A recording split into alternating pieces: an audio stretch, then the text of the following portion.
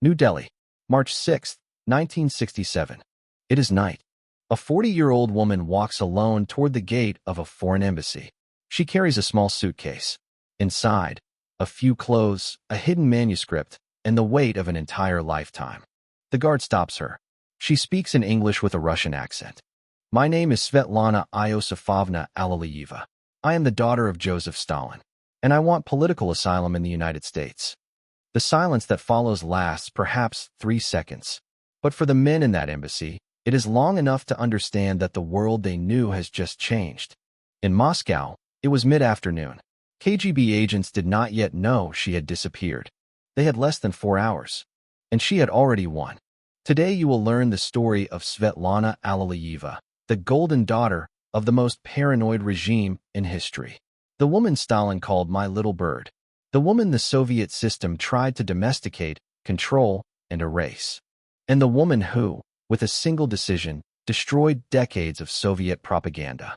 Without weapons, without allies, without an elaborate plan, with a suitcase, with a manuscript, and with a desire that no dictatorship can kill, freedom. To understand who Svetlana was, you need to understand where she was born. Not just geographically, psychologically. Svetlana Iosifovna Stalina was born on February 28, 1926, in the heart of Soviet power. Her bedroom was inside the Kremlin. Her neighbors were commissars, generals, and the men who decided who would live and who would die in that country of 150 million people. And her father was the man who decided the fate of them all. Joseph Stalin, the man of steel, the architect of the Great Terror, the man directly responsible for the deaths of millions of Soviets. On the streets, his name was whispered with fear. In party meetings, no one dared to disagree with him. In ordinary families, simply owning a joke about him could mean a one-way trip to Siberia. At home, he called Svetlana my little bird. He signed letters to her as Papachka, little papa. He let her order his guards around as if she were a queen. He invented a game where she was the boss and he was the secretary number 1, obeying her childhood commands. When she was 7 and he was traveling, she wrote, "Hello, my dear Papachka. How are you? How is your health? I am waiting for you in Sochi." It was the letter of a girl who loved her father. She didn't know yet that this father was a monster. The first crack came on November 9, 1932. Svetlana was 6 years old when her mother, Nadezhda Alalieva, died. She was told the cause was appendicitis. For years, she believed it.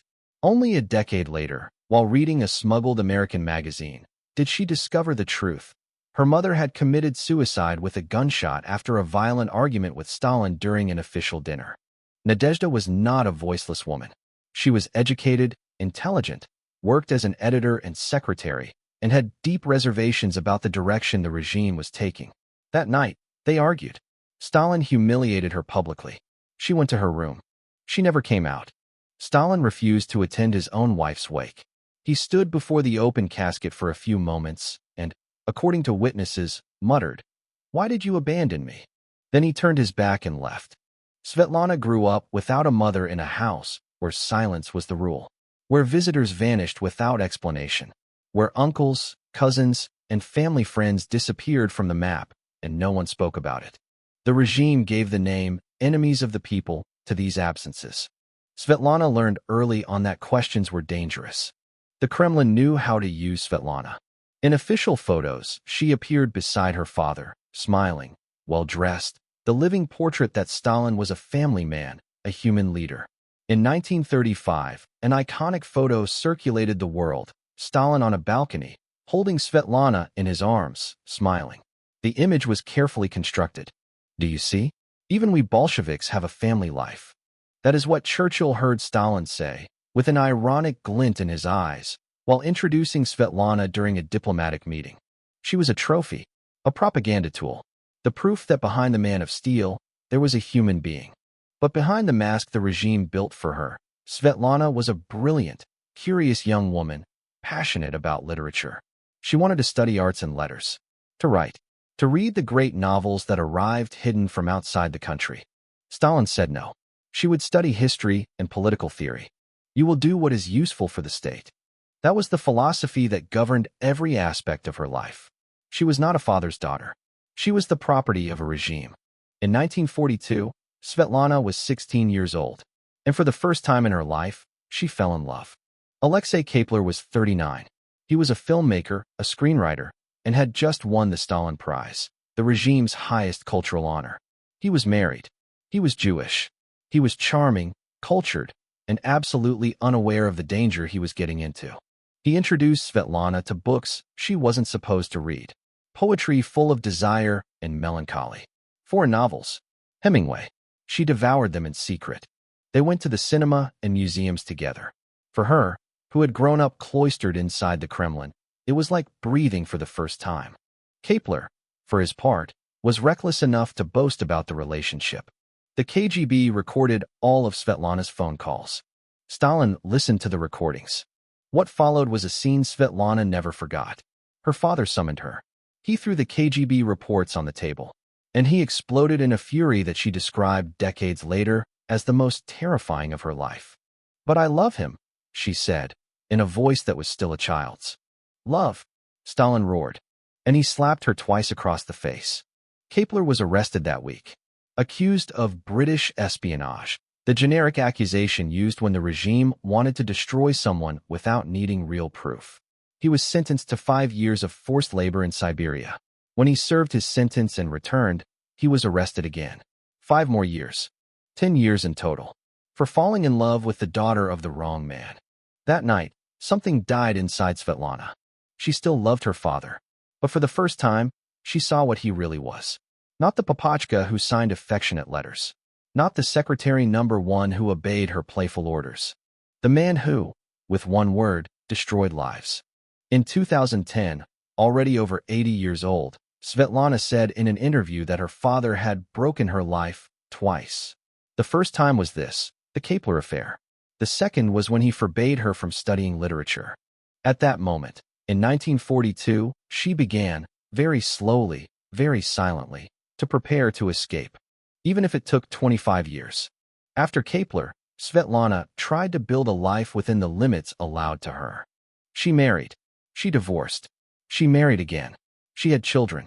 Her first husband was Grigory Morozov, a Jewish fellow student from university. Stalin once again refused to meet him, but this time he let the marriage happen. They had a son, Iosif. She divorced in 1947. Next, in an act she would later describe as filial piety, a sort of daughterly duty, she married Yuri Zhdanov, the son of one of Stalin's closest allies. This was the type of marriage approved by the regime. Safe. Convenient. They had a daughter, Yekaterina. They divorced shortly after. Svetlana couldn't fit in. She couldn't be the woman the system wanted her to be. Quiet, obedient, decorative. But the great transformation came in 1953. Stalin died on March 5, 1953. The official version was a stroke. But Stalin's final days were shrouded in mystery and, according to some historical hypotheses, possible intentional negligence by his closest allies. Men who felt the ground trembling beneath their feet and knew the only way to survive was to let the old man die. Svetlana was by her father's bedside in his final hours. She described him slowly suffocating, his face darkening, the body that had ruled an empire reduced to a thing struggling for air. It was frightening and humiliating to watch, she wrote later. With Stalin's death, Svetlana did the first thing she could. She changed her last name. Stalina became Alalieva, the name of the mother he had destroyed. It was a symbolic act, but it was also a statement. In 1956, Khrushchev delivered the secret speech at the 20th Party Congress. For the first time in Soviet history, a leader publicly denounced Stalin's crimes, the mass executions, the forced labor camps, the cult of personality. The world was in shock. Svetlana was in double shock, because she knew every word was true. She had seen the enemies of the people disappear throughout her childhood. She had seen her own love destroyed by a word from her father. She had grown up in a palace of lies, and Khrushchev had pulled back the curtains. The mask had fallen, and beneath it, there was only a system built on terror, blood, and lies. It was at this moment that Svetlana began to write. In secret, fate has a cruel sense of irony. In the early 1960s, Svetlana met Brajesh Singh, an Indian citizen living in Moscow, a translator and employee of a foreign languages publishing house. He was older than her, He was kind, calm, completely different from everything she had known inside the Kremlin. And the Soviet regime did not allow them to marry. The official reasons were bureaucratic, ideological. In practice, the idea of Stalin's daughter marrying a foreigner was inadmissible. Svetlana asked the Politburo for permission. It was denied. So she and Brzezinski lived together without the official paperwork. For years. In 1966, Brzezinski became gravely ill. His condition worsened over the months. In October of that year, he died in Moscow. His final request was for his ashes to be taken to the Ganges River in India. Svetlana went to the Politburo again, this time to ask for permission to travel abroad, for the first time in her adult life, to fulfill the final wish of the man she had loved. After hesitation and deliberation, the Politburo yielded. They gave her a 2-month visa for India. It was December 1966. What the Politburo hadn't calculated was simple. They had handed the key to the cage to the bird. India changed Svetlana in ways she couldn't completely articulate. After an entire life cloistered inside the USSR, suddenly there was sun of a different color. There were people who talked freely about religion, about philosophy, about politics, without that rehearsed silence she knew so well. There was a strange and terrifying feeling that it was possible to exist outside the system. She scattered Brzezinski's ashes in the waters of the Ganges. She fulfilled the promise. And then she stood there, looking at the river. The visa was running out. Moscow ordered her return. She asked the Soviet embassy for permission to stay longer. Ambassador Ivan Benedictov was direct. No. She was to take the Aeroflot flight back on March 8th. And she would not receive permission to leave the USSR again. Svetlana stayed awake through the night of March 5th to 6th. Exactly what went through her mind during those hours, only she knows. But she said later that it wasn't a political decision. It wasn't ideological. It was personal. It was the simple, visceral feeling that if she went back, she would never leave again.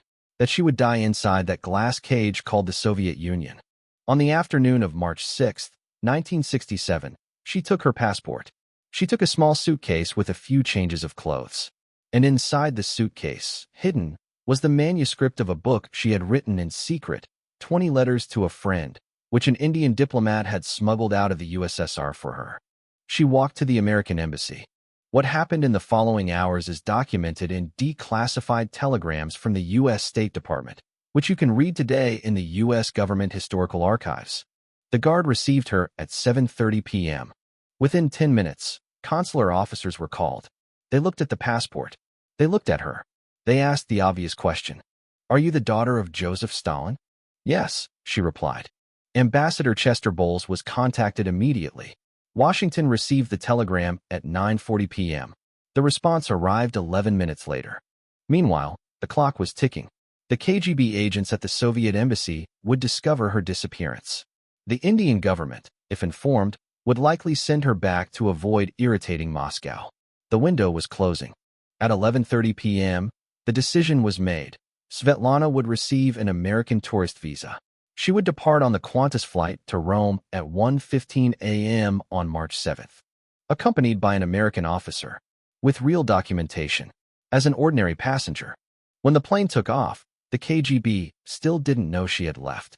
Rome, Geneva, and finally, on April 21st, 1967, New York.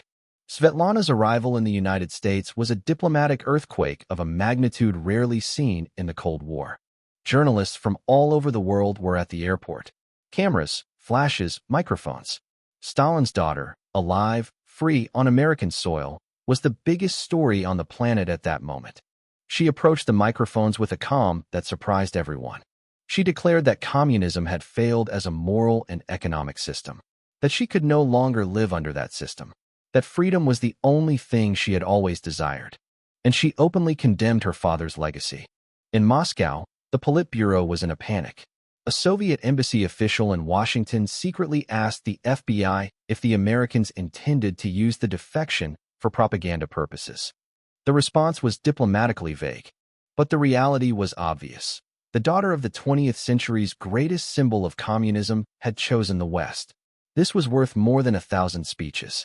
The book she had brought hidden in her suitcase was published that same year. 20 Letters to a Friend sold millions of copies worldwide. It was an intimate, almost painful work, a portrait of Stalin's private world seen through the eyes of someone who lived inside it. It was everything the Soviet regime feared most, the truth told by someone who had been there. But freedom, Svetlana discovered, was more complicated than she had imagined. She moved to Princeton, New Jersey. She gave lectures. She wrote more books. She tried to rebuild a life that had been entirely shaped by a system she now rejected. But her father's shadow never vanished. Wherever she went, she was Stalin's daughter. Journalists hounded her. Academics wanted to analyze her. The American public, fascinated by the exotic character she represented, sometimes forgot she was a real person, with real fears, real loneliness, and the terrible guilt of having left behind her adult children in the USSR.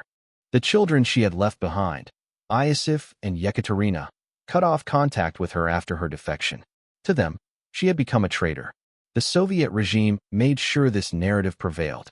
In 1970, she married for the fourth time to American architect William Wesley Peters, a disciple of Frank Lloyd Wright. They had a daughter, Olga. They divorced in 1973. She went to England, then back to the U.S. She moved to Wisconsin. She gave an interview in 2010 saying she was very happy in Wisconsin. But throughout her life in the West, there was a tension that never completely disappeared. The feeling that the free world she had idealized was, in many ways, as frustrating as the world she had left behind. She wrote years later, in a letter to a journalist friend, "I arrived in the West blind with admiration for the free world. I thought people here would be superhuman, wise, enlightened. What a terrible blow to discover that the same idiots, the same frightened bureaucrats, the same confused bosses exist here too." This loss of idealism is what happens to defectors very often. In October 1984, something happened that shocked the world again. Svetlana returned to the Soviet Union. It was a different world. Gorbachev was just emerging on the horizon. The USSR was staggering under the weight of its own contradictions. The regime, eager for any symbolic victory, restored her Soviet citizenship. She went to Tbilisi, Georgia, her father's homeland, who had spent his entire life as a dictator without ever showing particular affection for the place where he was born. But Svetlana couldn't stay. In 1986, she left again, this time to England, and then back to the United States, where she would stay for the rest of her life. What she said about this period was devastating in its honesty. The USSR was no longer the country she had left, and she was no longer the same person who had departed. There was no place for her in either world. It was the ultimate tragedy of a lifetime of displacement. Svetlana Aliyeva, or Lana Peters, as she called herself after her fourth marriage, died on November 22, 2011, in a Wisconsin nursing home. She was 85 years old. She died an American citizen, far from the Kremlin where she was born, far from her father's grave by the Kremlin wall, where tourists still take selfies, far from the children she had left behind and who never completely forgave her. Regarding her father, she said in the last major interview of her life, "He loved me, and he was a very simple man, very rude, very cruel. There was nothing complicated about him. He knew what he was doing. He wasn't crazy, nor deceived. With cold calculation, he cemented his power, afraid of losing it more than anything else in the world." Is it possible to love a monster? Is it possible to be shaped by a system and still reject it? Svetlana spent her entire life trying to answer those questions. And what makes her story so powerful is not the defection itself. It's not the spy drama. It's not the declassified telegrams. It's not the diplomatic impact that shook the Cold War. What makes her story powerful is what it reveals about the power of totalitarian regimes and their limits. Stalin controlled a country of 150 million people. He moved armies. He rewrote history. He ordered the deaths of millions. He could not control his own daughter. Because in the end, what Svetlana carried inside her was not loyalty to the regime, nor to the last name she had changed, nor to the propaganda photographs that circulated the world. It was something simpler and more powerful than any state apparatus. It was the memory of the mother her father had destroyed. It was the memory of Alexei Kapler being led away while she stood by, unable to do anything. It was the memory of Brajesh Singh, the only man the regime couldn't take from her in life, and who, even after death, ended up being the instrument of her liberation. My non-return in 1967, she said years later, was not based on political motives, but on human motives. And that is exactly what makes her unforgettable. Regimes can control borders. They can control information. They can control bodies. But they cannot control the moment when a person looks in the mirror and decides they are not going to pretend anymore. Svetlana Aliyeva looked into that mirror in March 1967 in New Delhi, and she never looked back. If you've made it this far, you know that Svetlana's story is much more than a Cold War tale. It's a story about identity, about heritage, about the price of freedom and the weight of a name. If you want to continue exploring stories like this, subscribe to the channel and let us know in the comments. Do you think Svetlana was brave or reckless? Or both at the same time?